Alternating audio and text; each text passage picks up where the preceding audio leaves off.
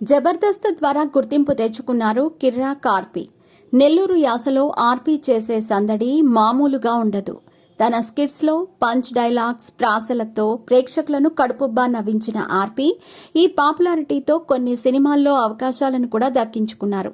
సినిమాలు, షోలలో చేస్తూనే నెల్లూరు పెద్దారెడ్డి చేపల పులుసు పేరిట తన జిల్లాకు చెందిన ఫేమస్ నాన్ వెజ్ వంటకాలను అందుబాటులోకి తీసుకొస్తున్నారు. 2 తెలుగు రాష్ట్రాల్లోనూ నెల్లూరు పెద్దారెడ్డి చేపల పులుసు అవుట్లెట్లను తెరిచారు. రుచి, క్వాలిటీ బాగుండటంతో వీటికి జనం నుంచి మంచి స్పందన వస్తుంది.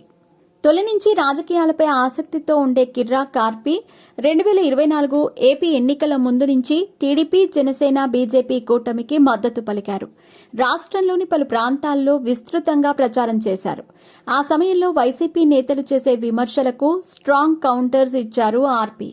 ఫలితాలు విడుదలైన నాటి నుంచి వైసీపీ నాయకులు ఒక్కొక్కరిని టార్గెట్ చేస్తూ వస్తున్న కిర్రా కార్పి రోజుకొక ప్రెస్ మీట్ పెట్టి ఏకిపారేస్తున్నారు. ముఖ్యంగా మాజీ మంత్రి రోజాను టార్గెట్ చేస్తూ ఆర్పి చేసే ఫన్నీ కామెంట్స్ బాగా వైరల్ అవుతున్నాయి.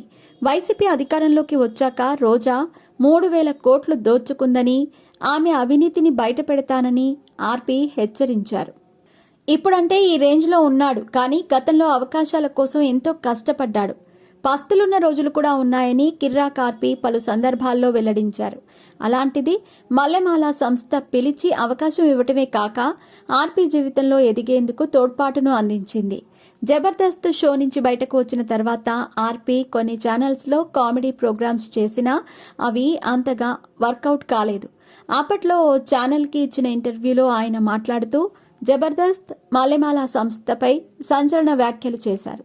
జబర్దస్త్ ద్వారా కోట్లు సంపాదిస్తున్నా అక్కడ వసతులు సరిగ్గా ఉండవని, సరైన భోజనం, గౌరవం కూడా ఉండదని ఆర్పి ఆరోపించారు. టీం లీడర్స్, సభ్యులు ఎంతో మంది వచ్చేసినా మల్లెమాల వాళ్లు మారటం లేదని, నానక్రామ్గూడ నుంచి తుక్కుగూడ వచ్చినా అక్కడ వరస్ట్ ఫుడ్డే పెట్టారని ఆర్పి ఆగ్రహం వ్యక్తం చేశాడు. అయితే ఏ సంస్థ ద్వారా ఆర్థికంగా స్థిరపడ్డాడో, ఏ షో ద్వారా పేరు సంపాదించుకున్నాడో ఆ సంస్థపై ఆర్పి చేసిన వ్యాఖ్యలను నెటిజన్లు అప్పట్లోనే ఖండించారు. అయితే ఆర్పి వ్యాఖ్యలపై సీనియర్ నటుడు, మాజీ మంత్రి బాబు మోహన్ ఆగ్రహం వ్యక్తం చేశారు. ఓ ఇంటర్వ్యూలో ఆయన మాట్లాడుతూ, జబర్దస్త్లోకి రాకముందు నువ్వెంత, నీ బతుకెంత, పొట్టపోసుకోవటానికి ఇక్కడికి వచ్చావు.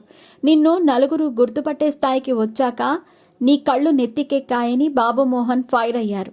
మల్లెమాల అంటే ఎస్ఎం రెడ్డి చిత్రసీమకే ఒక తండ్రి లాంటివారు. జబర్దస్త్ను నడిపేది ఆయన కొడుకు శ్యాంప్రసాద్ రెడ్డి. అలాంటి సంస్థ నీకు అన్నం పెడితే దానిపై ఆరోపణలు చేయటానికి నీకు సిగ్గులేదా? అన్నం పెట్టిన చేయినే కొరుకుతావా? నీకు అన్నం దొరకకుండా పోతుంది అంటూ ఆయన ఫైర్ అయ్యారు.